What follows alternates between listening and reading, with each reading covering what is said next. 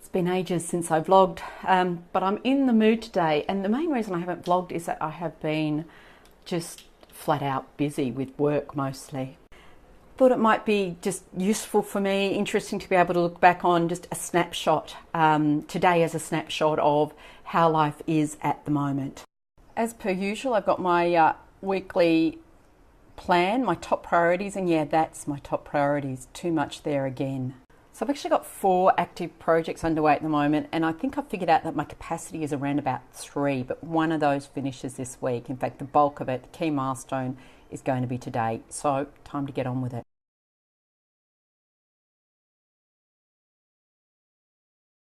I've spoken several times this year about a long-term project I've been working on with the Learning and Performance Institute regarding developing the skills of learning and development professionals and teams around the globe. So earlier this year I led a project to refresh the capability map, which is a set of 25 skills broken into 5 categories that are required for learning and development teams in modern organisations.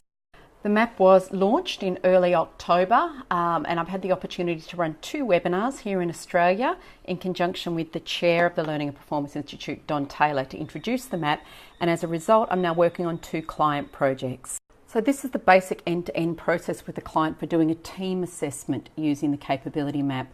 I'm at the discovery phase with one client, about to kick off the project, and I've got another one at data collection, which is a little bit further advanced. For completeness, the subsequent phases are analysis of the data on individual skill assessments and looking at what the skill set is across the whole team, comparing it to the future state or requirements for skills across the team. Then using the insights about strengths, gaps, opportunities to do some action planning, be it some development planning, workforce planning, strategic partnering, or whatever's needed to close the capability gaps in order to deliver on the organisation's.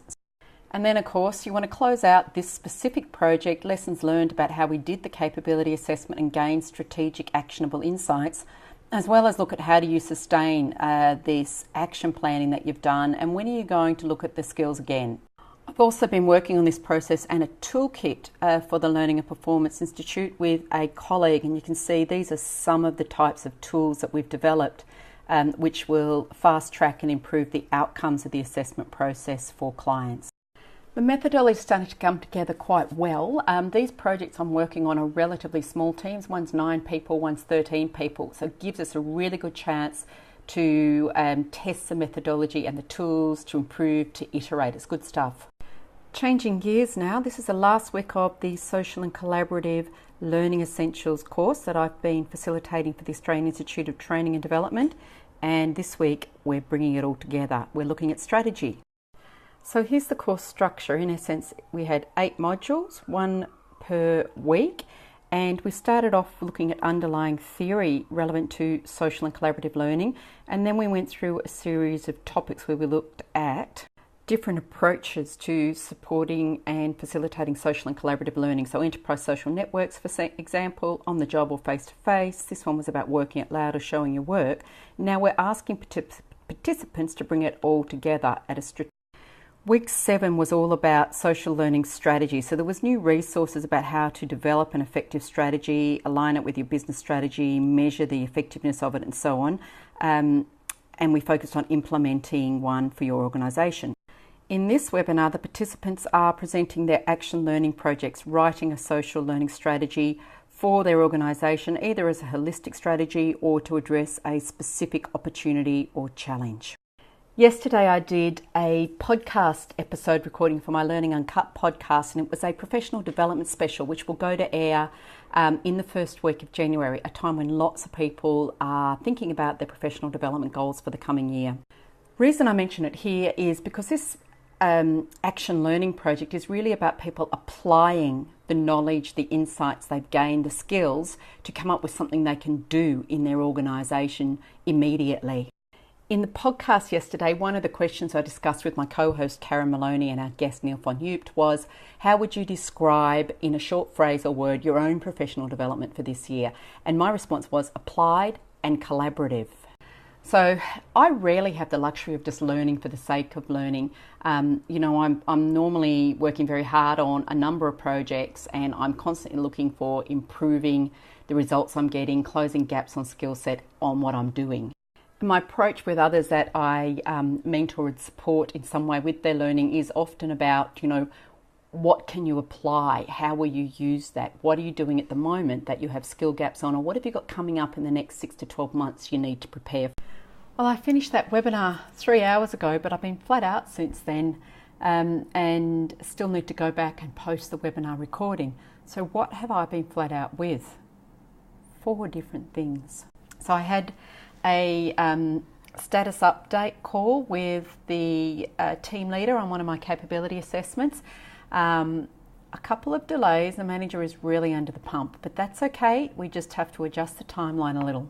We did agree a plan B. I'll be in Sydney in a couple of weeks and had allocated a day to work with that client. So we've just set aside that time for the manager and I to have an intensive working session to catch up.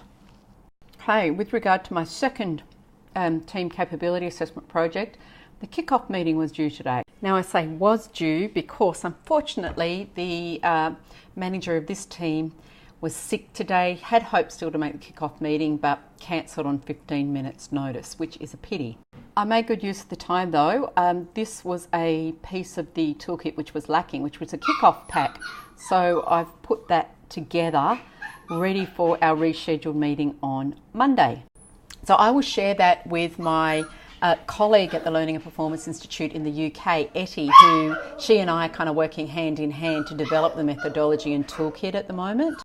So Etty and I have a once a week meeting, which is evening my time, morning her time. The time zone difference is really interesting, but what it means is that every morning when I get up, she's done something and it's there for me to look at, and then every morning when she gets up, I've done something. Okay, I had an unsolicited email earlier today from a learning and development manager in a government department. Wanted to know if I might be able to support him with shifting from a training culture to a learning culture. So that is actually square in my sweet spot. It's what I love to do. It's what I'm good at. So nice to see that the profile building and marketing is getting that message out. We had a phone call this afternoon and I will meet with him when I'm in Sydney next week to talk about next steps. And project number 4, working on a webinar which I'm delivering with Laura Overton. That's a bit blurry. Anyway, with Laura Overton from Towards Maturity next week about learning transformation and making 2019 a breakthrough year. I'm getting ready to have a practice run on Zoom webinar with Laura. Had a look at the slides and I noticed something interesting here. You can actually go live on Facebook or YouTube or Workplace by Facebook direct from this. New skill. Now this is Jess doing it because I'm too exhausted to do it again, but I actually did the rope climb today. Very proud of myself. Little by little the skill builds up. Yay!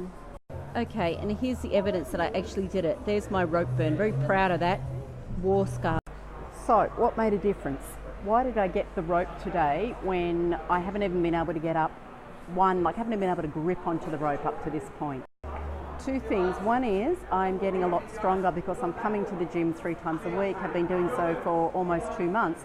So my upper body strength and my leg strength are both improving. So I'm more confident in my strength to hold me on the rope. But from the perspective of someone who's involved with skill development, the thing that really made the key difference was having the technique for doing 1 step up that rope broken down into the tiniest step for me, demonstrated to me. So once I'd gotten the technique to do 1 step up that rope, once that had been explained to me, it was just a matter of just repeating till I got to the top. But getting that basic technique right is really key. So if you're going to help someone to learn a skill, break it